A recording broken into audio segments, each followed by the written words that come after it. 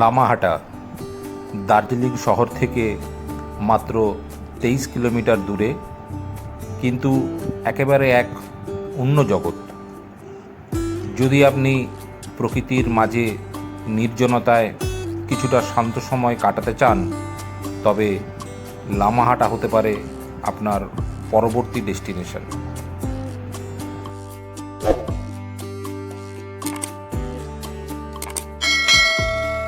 কি ভাবছেন কিভাবে যাবেন?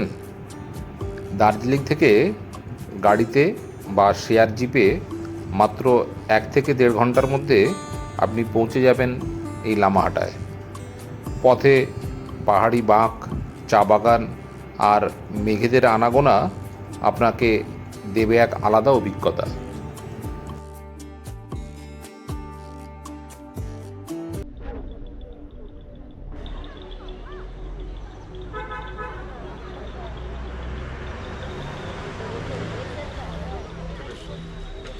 এখন আমরা লামাহাটা পাইন ফরেস্ট, পাইন তো না এগুলো।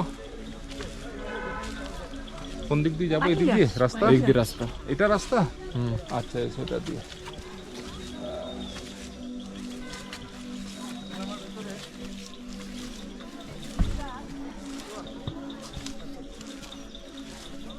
ওই যে মেঘগুলো আসছে রে, এই তো ভালো হচ্ছে। মেঘগুলো আসতে পুরো ধোঁয়া হয়ে যাবে। উপরে যাবো আমরা এখন। আমরা এখন লামাহাটার টপ পয়েন্টে যাচ্ছি। এইদিকে মেঘগুলো ঢুকছে আস্তে আস্তে পাইন বনের ভিতরে।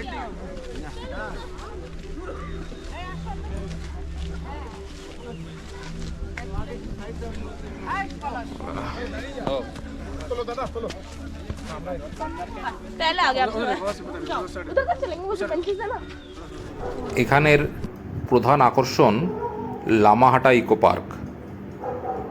এখানে সারি সারি পাইন গাছ, পাহাড়ি ট্রেল ও সামনে ধবল শুভ্র কাঞ্চনজঙ্ঘা দেখা যায় যদি ওয়েদার ভালো থাকে।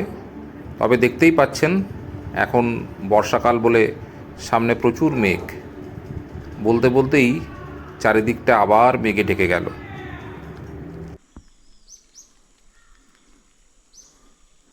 এবার লামাহাটার আর একটু উপর দিকে যাচ্ছি। কোন দিক দিয়ে উঠবো আমরা? এই পাথর দিয়ে পা দিয়ে উঠতে হবে। বাবা, তো প্রচুর।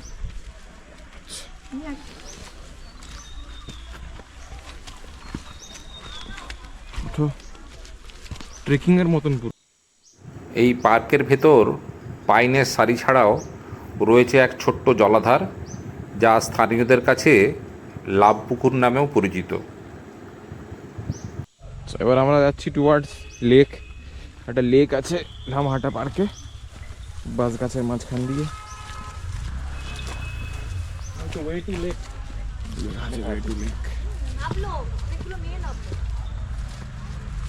লেকের দিকে যাচ্ছি। সাইডে সাইডে ছোট ছোট বাঁশ গাছ। আমরা একটু উপর দিকেই যাচ্ছি, আর তার মধ্যে এখানে বৃষ্টিটা একটু আস্তে আস্তে আসছে। মেঘে ঢাকা পুরো ওরকম রাস্তা। উপর দিকে যাচ্ছি এখন। এখানে দেখ কি অদ্ভুত, কি লম্বা লম্বা পাতা, একটা পাতা কোথায় 4-5 ফুট হবে। তার পাশে আবার এখানে লেখা আছে শর্টকাটস নট অ্যালাউ, মানে যে রাস্তা বানানো আছে সেই রাস্তা দিয়ে যেতে। লোকে মাঝখান দিয়ে চলে যায়, যে বিপদ না। আমি নর্মাল রাস্তা দিয়ে হাঁটছিলাম, কিন্তু দেখলাম যে তাহলে বলে তো পৌঁছতে পারবো না। তাই একটা লোক দেখছি পাশে শর্টকাট দিয়ে যাচ্ছে, আমিও ঠিক শর্টকাটটা নিয়ে ফেললাম। যদিও বা শর্টকাটটা খুব রেকমেন্ডেড নয়, কিন্তু রাস্তা ঠিকই আছে।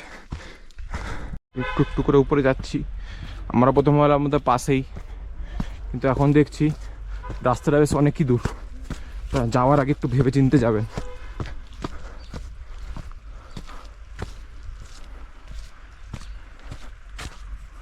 বেশ 5-10 মিনিট ধরে হাঁটছি। হচ্ছে লেক কোথায়। তারপর রাস্তা একটা লোককে জিজ্ঞেস করতে বললো আরও 1/2 কিলোমিটার মতন আছেন, দেখে শুনে যাবেন। অবশেষে আমরা লামাহাটা লেক পৌঁছে গেছি। মনে হচ্ছিল আর চড়তে পারবো না, কিন্তু মনে হচ্ছে এখন এসে ওয়ার্থ ইট।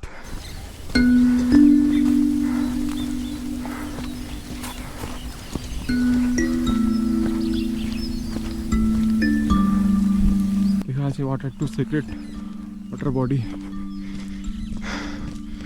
এখন চলে এসেছি লেকটার চারিপাশে একটু ঘুরে ঘুরে দেখি কি আছে। বড় লেকই মনে হচ্ছে বেশ।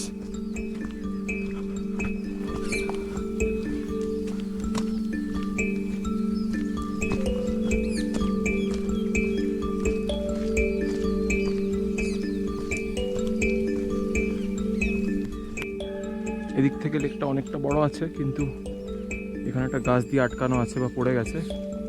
এর বাইরে আর যাওয়া যাবে না বোধহয়। এর বাইরে প্রাকৃতিক দৃশ্যটা দেখাচ্ছি।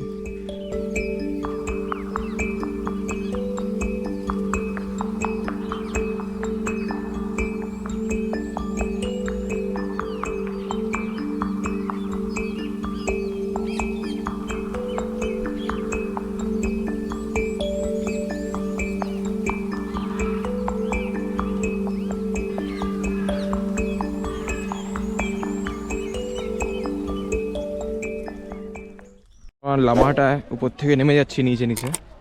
নামাটা কিন্তু বেশি রিস্ক। নামাটা এখন বৃষ্টির সময় বলে প্রচুর রিস্কে স্লিপ করছে। দেখো কোন দিক দিয়ে নামবে।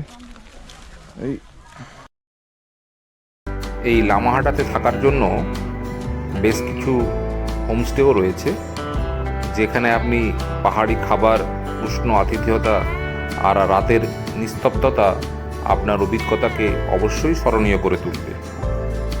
লামাহাটার এই শান্ত পরিবেশ এনজয় করতে করতে বিশাল বিশাল পাইন গাছের মধ্যে ছবি তুলুন।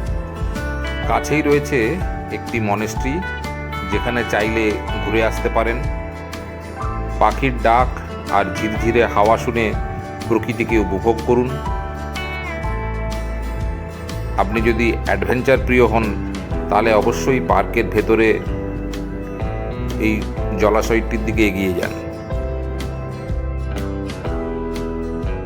লামাহাটা সারা বছরই ঘোরা যায়, তবে অক্টোবর থেকে এপ্রিল এই সময়টাতে আকাশ পরিষ্কার থাকলে এখান থেকে কাঞ্চনজঙ্ঘা সবথেকে ভালো দৃশ্যমান হয়। সব মিলিয়ে লামাহাটা এক শান্ত, প্রকৃতি ভরা গন্তব্য, যা আপনাকে শহরের কোলাহল থেকে দূরে এক অনন্য অভিজ্ঞতা দেবে। আপনি যদি দার্জিলিং ঘুরতে যান, তবে অন্তত একদিনের জন্য লামাহাটা ঘুরে আসা একদম মিস করবেন না।